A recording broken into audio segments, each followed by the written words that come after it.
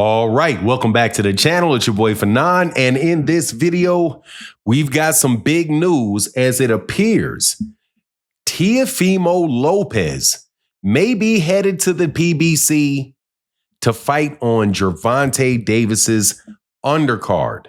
Let's talk about who that may be against and what that means in this video.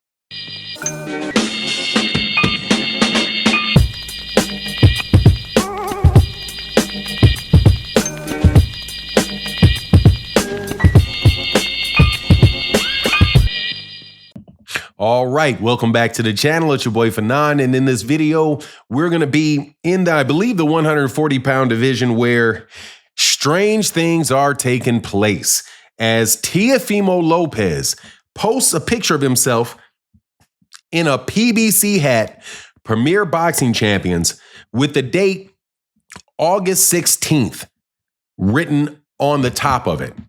Not too hard to figure out what that means. But what do we think about it? Because not the biggest Teofimo Lopez fan right now. However, before I get into the details, let me welcome you back to the channel.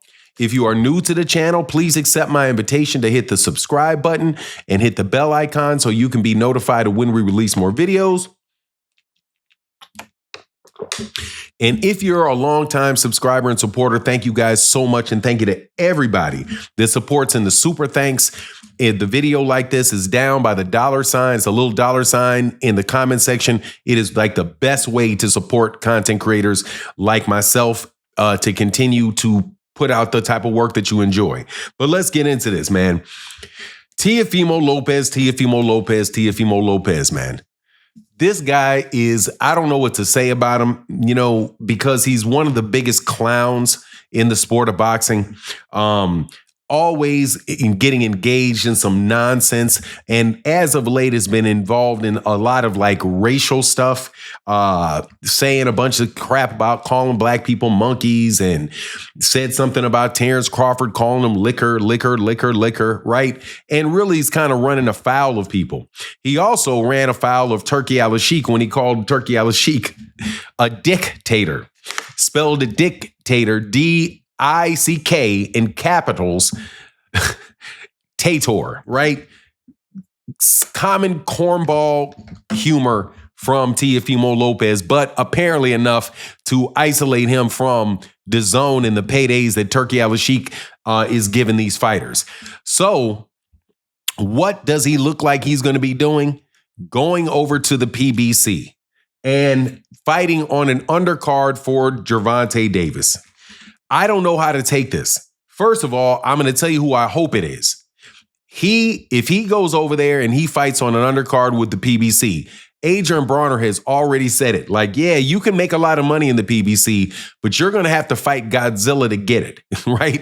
So Teofimo Lopez going over there to the PBC just means that Teofimo Lopez, who still, my understanding is the WBO world champion at 140 pounds, he's going to have to fight Godzilla. And you know what kind of Godzillas they got over there because they've got Puello over there, who is the I do believe he is the WBA champion or he's the WBC champion. You have Antuanne Russell, who is the WBC champion. And so then I can't remember who has the IBF. That's Richardson Hitchens has the IBF, and he's over there with fighting over there with Golden Boy. So not Golden Boy, excuse me, fighting with Eddie Hearn in Matchroom. So if Teofimo Lopez is going to come fight, it's either going to be Puello or the Puello-Matias winner, because I do believe Puello and Matias are supposed to be fighting, or it's going to be Antuanne Russell. I love Teofimo, the fight between Antuanne Russell and Teofimo Lopez. I think that would be a fantastic fight. And it would be a unification fight at 140 pounds.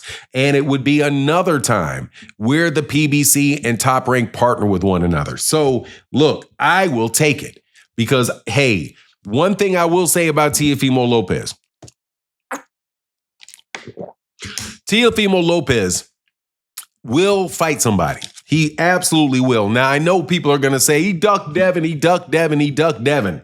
Well, if he fights Gary Antuanne Russell for a unification fight, and he's able to do that right at 140 pounds, that seems to me to be a little bit better of a fight than Teofimo Lopez versus Devin Haney, which would be at a catch weight and no championship on the line and an absolute snooze fest of a fight.